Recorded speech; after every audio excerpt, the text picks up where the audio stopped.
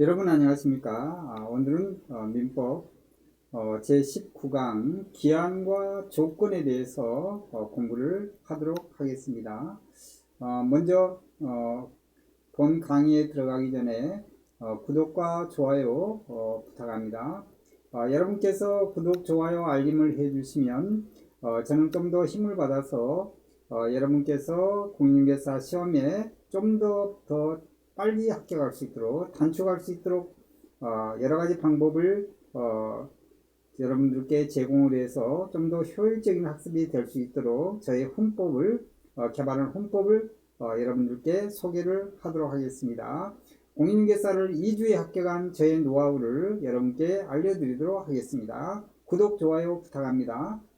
자, 그러면 본 강의에 들어가기 전에 전체적인 어떤 용어들을 정리를 하고 어떤 용어들이 있는지, 어떤 법률 용어가 있는지 여러분께서 학습을 간단하게 할 필요가 있습니다. 자, 조건과 기한은 좀 더 유사한 것인데요. 조건에 친하지 않는다 그러면 기한에 친하지 않는 부분도 있습니다. 세 개의 단어로 핵심 요약을 할 수가 있는데, 정지조건과 해제조건, 그리고 신의측 위반, 기한의 이익, 그리고 기한의 이익의 소멸, 자, 이런 부분에 대해서 공부를 해야 되는데요. 조건 불성치가 나오고 조건 성취에 대한 말이 나옵니다. 이건 민법의 조문에 나오는 것입니다. 자, 그리고 정지조건부 기한이익 상실이 있고 형성권적 기한이익 상실이 있습니다.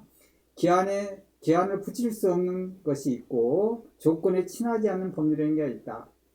그리고 기한의 이익이 누구에게 돌아가느냐, 기한의 이익을 포기할 수가 있는데, 여기 보면 무이자 소비대차, 무상임치, 유상임치의 경우가 각각 다르다. 기한의 이익은 포기할 수 있다. 자, 그러면 먼저 민법의 조문을 하면서 조문을 같이 공부를 하겠는데요. 여기서 제일 중요한 것은 151조가 중요합니다. 151조를 잘 기억을 하셔야 되고요. 147조, 50조도 간단하게 한번 터치를 해보도록 하겠습니다. 자, 먼저 첫 번째 정지조건, 해제조건. 이 개념은 아주 쉽습니다. 정지조건, 조건이란 것은 장래에 어떤 사실이 일어나는지에 따라 법률의 효력이 발생하거나 소멸하는 법률행위. 이 말이 좀 어려운데요. 어찌됐든 우리가 정지조건부라는 말은 애울 필요는 없지만 정지조건부의 의미가 뭔지를 알아야 됩니다. 해제조건부 법률행위는 해제하는 거니까 조건이 성취되면, 조건하고 연결시키는 겁니다. 조건이 성취되면 효력이 상실하는 겁니다. 해제조건은. 정지조건부는 조건이 성취되면 효력이 발생하는 거고, 해제조건은 조건이 성취되면 효력이 상실된다. 자, 저는 여기서 이 조건과 기한에 관한 법 조문이 시험에 잘 나오는데요. 이걸 이해하기 위해서는 수학에서 플러스 마이너스를 적용을 하는 게 좋습니다. 자, 이런 강의 처음 들으셨을 겁니다. 수학적으로 적용을 하는 게 좋다. 그래야 암기가 쉽게 된다. 그 얘기입니다.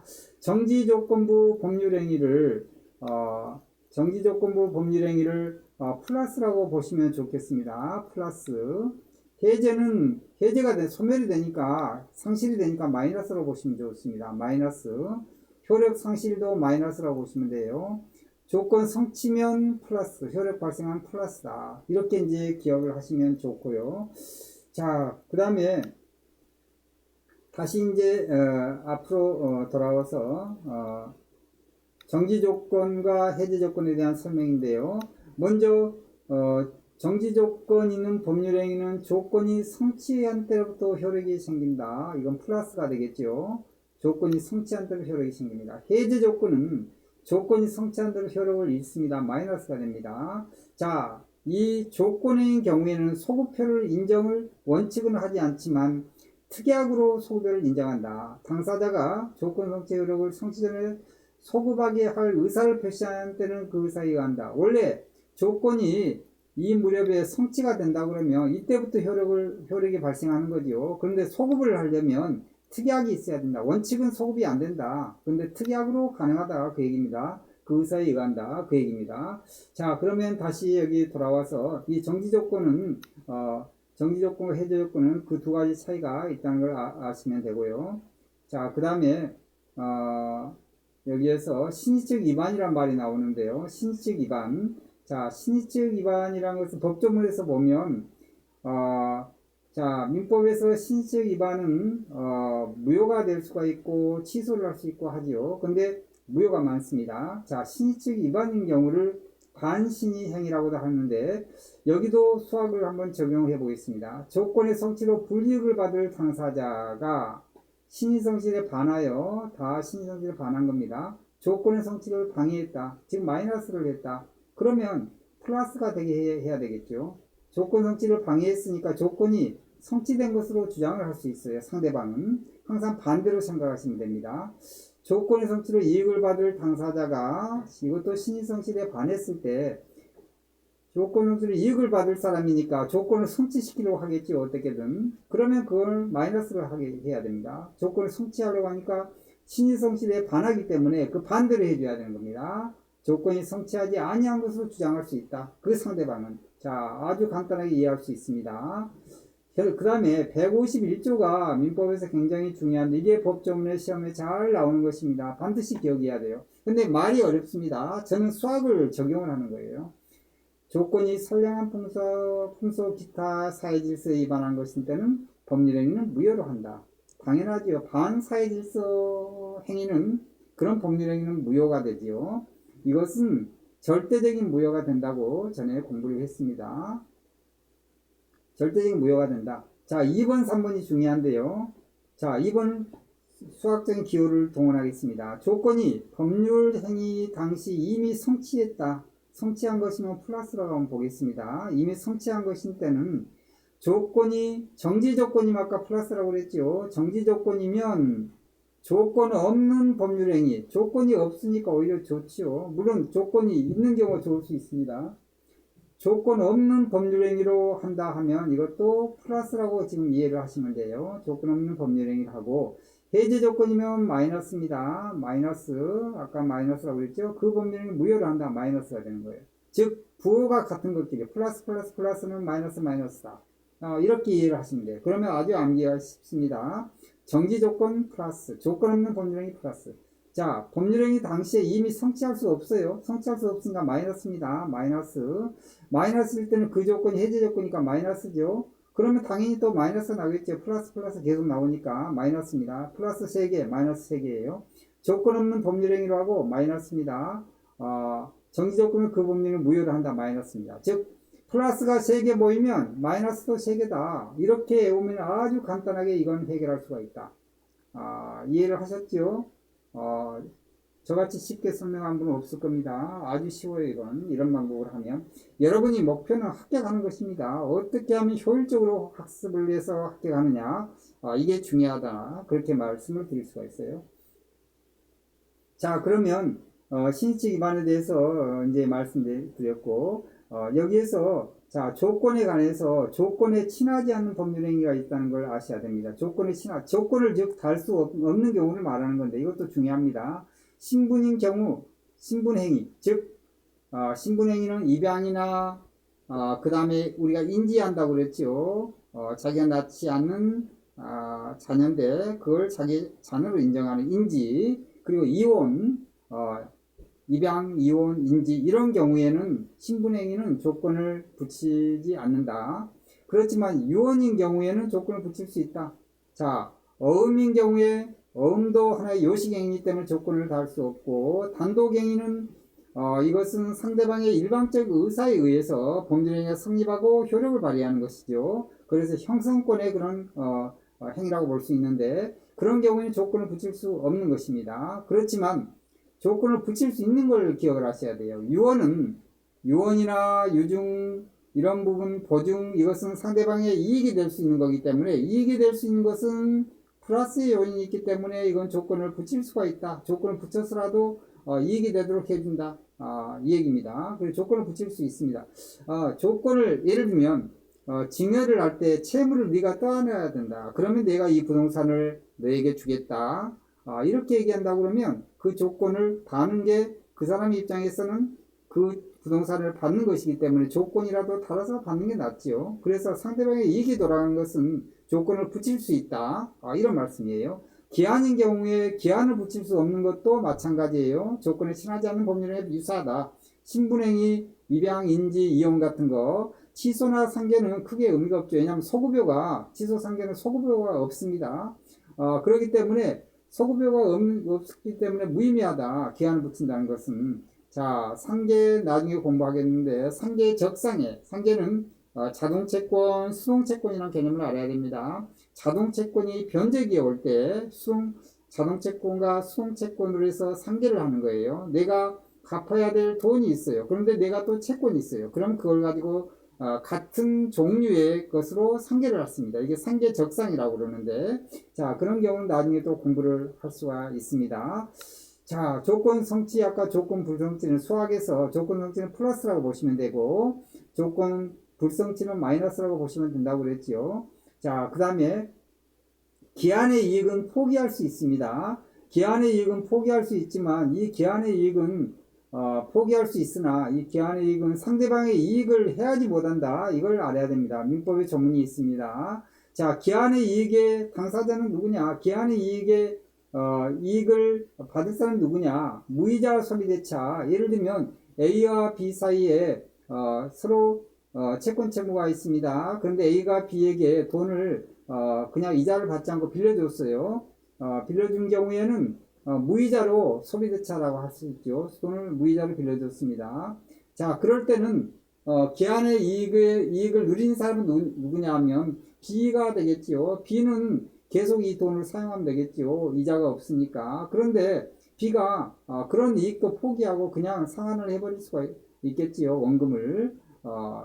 자, 그런 경우에 기한의 이익을 포기하기 때문에 이 경우는 채무자가 무이자 소비대차는 채무자에게 기한의 이익이 있다. 그 얘기고, 무상임치가 있습니다. 자, 무상임치. 임치란 것은 맡긴다는 얘기입니다. 무상으로 A가 B에게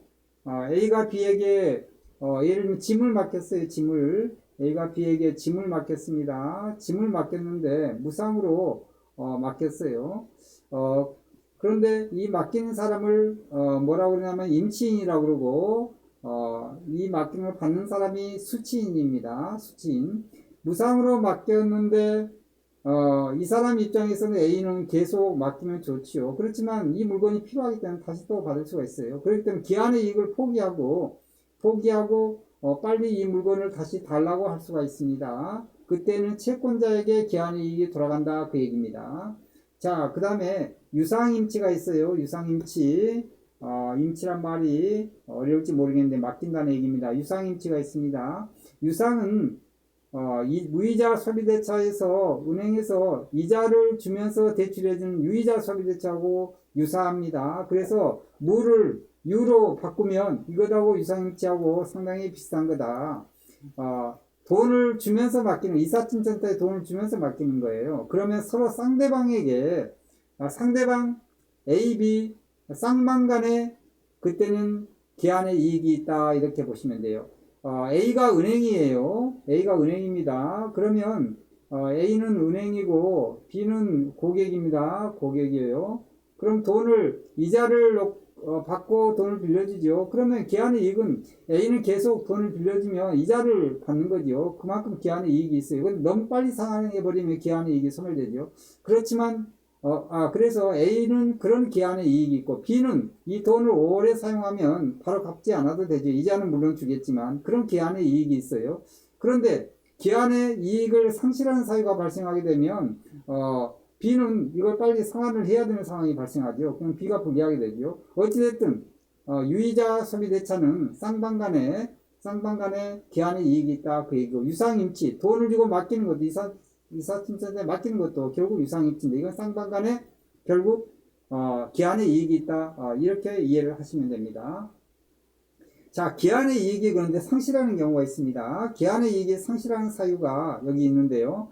상실하는 사유는 은행이 대출을 해줬어요. 그런데 B의 이 아파트에 단독주택에 담보를 해서 대출을 했는데 담보대출 단독주택이 만약에 이게 화재로 인해서 소실이 됐다. 그러면 담보물이 없어지는 거죠. 즉 저당권을 설정할 그 목적물이 없어지는 거예요. 그렇기 때문에 굉장히 A가 불리하게 되는 거죠. 왜냐하면 나중에 이것을 강제 집행을 해야 되는데 상환을 못하면 그걸 할 수가 없는 거죠. 그렇기 때문에 B에게 통보나 여기에 대해서 통지를 청구를 하겠지요. 빨리 상환하라고. 왜냐하면 담보물이 없어졌기 때문에. 그래서 그런 경우에는 형성권적 기한이익 상실이다 이렇게 말을 하는 겁니다. 청구나 통지를 하는 것을 형성권적 기한이익 상실이다. 그런데 당연하게 상실이 되는 것은 정지조건부 기한이익 상실이라고 그럽니다. 그때는 정지조건부 기한이익 상실이다. 그렇게 말을 하는데 그 용어가 중요한 게 아니고 어찌됐든 통지나 청구를 할 수 있고 또 하지 않은 경우도 있다. 그렇게 이해를 하시면 된다. 그 얘기입니다. 즉 기한의 이익은 상실이 되는데 자, 이 경우 채무자가 담보를 소멸, 감소시키는 경우에 기한이익 상실이 된다. 그 얘기입니다. 자, 보이죠? 글자가. 채무자가 담보를 손상, 감소, 소멸할 때 당연히 기한이익 상실되는 거죠. 자, 채무자가 담보 제공 의무를 불이행 시 담보가 있어야만 저당권을 설정하는데 담보 제공 의무를 불이행하게 되면 당연히 기한이익 상실의 사유가 된다. 그 얘기입니다. 채무자가 파산했어요. 그러면 이자를 불입할 수 있는 능력이 안 되는 거죠. 그럼 기한이익 상실하는 겁니다. 그 얘기입니다. 자, 그 다음에 당사자 간에 기한이익 상실 특약이 당연히 있을 때도 기한이익 상실한다. 그건 당연한 얘기죠. 그래서 이런 경우에 기한이익이 상실을 한다. 그 얘기입니다. 자, 그러면 오늘 공부의 중요한 핵심은 아까 말씀드린 151조 이걸 잘 기억해야 된다. 수학에서 플러스는 마이너스다. 플러스 마이너스일 때 마이너스가 된다.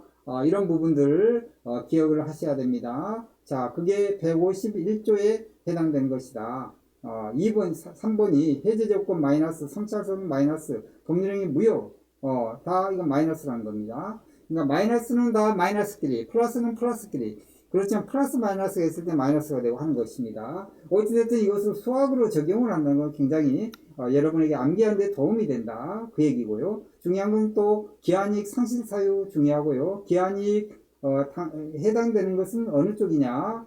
무이자인 경우 무상임치, 수상임치일 때 다르다. 이걸 기억을 하셔야 됩니다.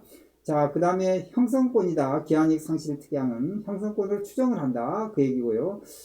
그 외에 또 법률행위의 효력 판단 기준 시기는 법률행위 성립 조건 성취 시가 아니라 법률행위 성립시라는 것도 기억을 해야 됩니다. 법률행위 효력 판단 기준 시기입니다. 물론 정지조건부일 때는 법률행위 정지 조건이 성취가 되면 효력이 발생하는 거죠. 그때 발생하는 거죠. 소급표에 특약이 있으면 앞으로 가겠지만 소급이 되겠지만 그런데 이 법률행위에 그렇다 할지라도 효력을 판단하는 기준 시기는 법률행위 성립시다. 이걸 기억을 하셔야 됩니다. 자, 오늘 공부 강의 듣느라고 매우 수고 많았습니다. 감사합니다.